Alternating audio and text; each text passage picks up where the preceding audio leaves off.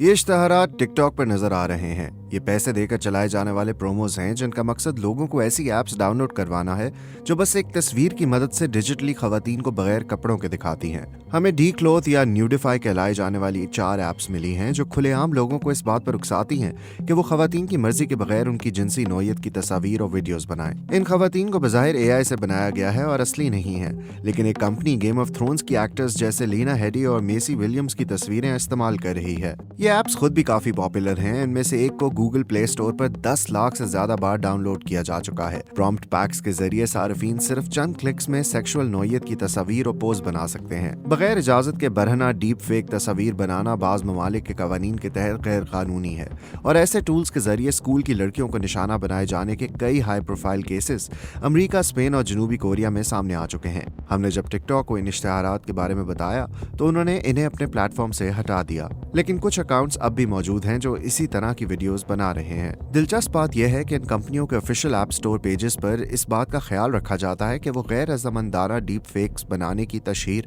ना करें। हमने एप्पल और गूगल को इस बारे में आगाह किया, जिस पर एप्पल ने तमाम ऐप्स को अपने स्टोर से हटा दिया।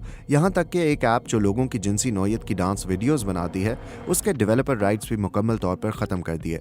गूगल का कहना है कि वो मामले की तहकीकात कर रहा है, लेकिन अभी तक कोई कार्रवाई नहीं की गई।